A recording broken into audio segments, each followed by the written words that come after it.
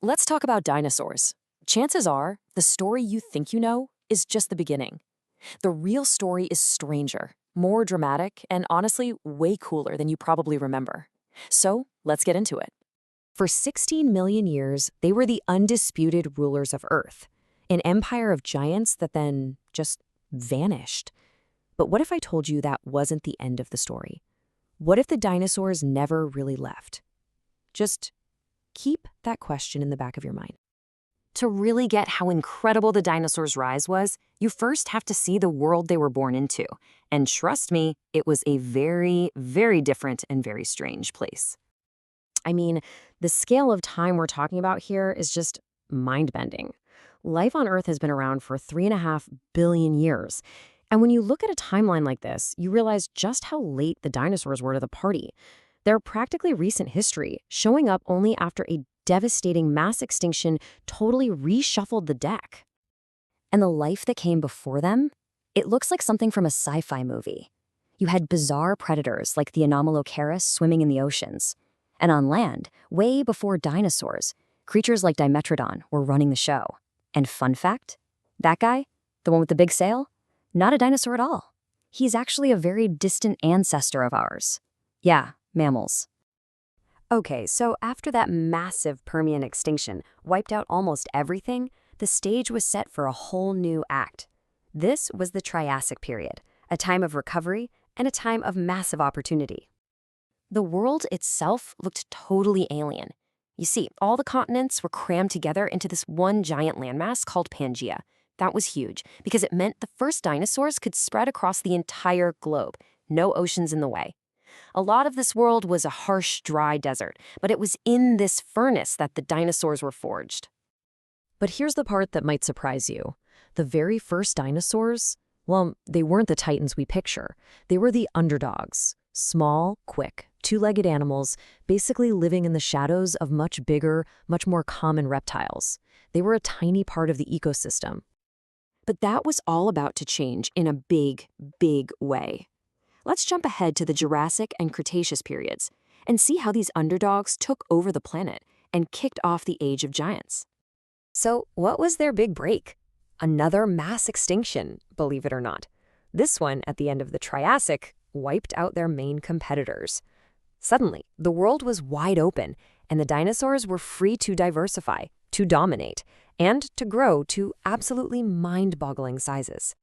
The result, you get these colossal sauropods, the long-necked giants like Brachiosaurus. I mean, these were living, breathing buildings, the largest animals to ever walk on land, period. But it wasn't all about being the biggest. They got incredibly creative with their evolution. You had walking fortresses like Ankylosaurus, covered from head to toe in bony armor and swinging a devastating club for a tail. A literal living tank. And then you had these ceratopsians, like the famous Triceratops. These guys were a huge success story. They were like the bison of the Cretaceous. They traveled in huge herds, these walking walls of horns and frills.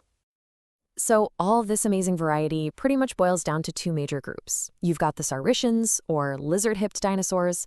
That's your two-legged meat-eaters, the theropods, and those giant long necks. Then you have the ornithicians, or bird-hipped dinosaurs. And here's the funny part. This group is not where birds come from.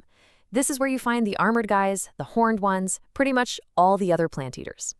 So for 160 million years, they ruled, unchallenged. They conquered every continent, adapted to every environment. And then, in what was just a blink of an eye in geologic time, it all came to a fiery, devastating end. 65 million years ago, a rock about 6 miles wide, traveling faster than you can possibly imagine, slammed into our planet right off the coast of Mexico. The age of the dinosaurs was over. The age of fire and dust had begun. The impact itself was just the opening act. The real killer was the aftermath. So much dust and rock got blasted into the atmosphere that it literally blocked out the sun. The whole planet was plunged into a dark, freezing winter. Temperatures crashed, plants couldn't grow, and the entire food chain just collapsed. And to make things even worse, massive volcanoes were erupting in India at the same time, choking the air. It was the perfect storm for extinction. The great dinosaurs were gone, but life, well, life always finds a way. The question was, who was going to take over? Well, with the giants out of the picture, a new opportunity opened up for the meek. For millions of years, tiny, shrew-like mammals had been scurrying around in the undergrowth, just trying to survive. Now, the world was theirs. They flourished, they diversified, they got bigger, and eventually they gave rise to every mammal on Earth today, including us. So that's the story, right? Asteroid hits, dinosaurs die, mammals take over. The end. But remember that question I asked you to keep in mind at the very beginning?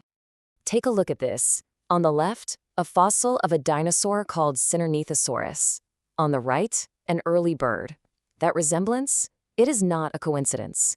Over the last few decades, we've found incredible fossils that prove features we thought were just for birds. Things like feathers, hollow bones, they first showed up in dinosaurs. And we can be even more specific. They appeared in the theropods, that same group of two-legged, mostly meat-eating dinosaurs that includes giants like T-Rex. It was some of his smaller, more nimble cousins who are sprouting these new features. The fossil evidence is just unbelievable. Feathers didn't just show up overnight for flying. They started out as simple, fuzzy filaments, probably to keep warm. Think dinosaur fluff. They were likely used for display and showing off long before they were ever used to catch the air. So here it is, the most important takeaway. Birds didn't just evolve from dinosaurs. Paleontologists now consider them a living branch of the dinosaur family tree. In a very real scientific sense, birds are living dinosaurs. Which really makes you think, doesn't it? The reign of the giant dinosaurs ended with fire and ice, but their legacy, their actual family line, is all around us. So the next time you see a bird outside, ask yourself, are you just looking at a bird, or are you looking at a survivor, a tiny feathered remnant of the greatest empire the world has ever known?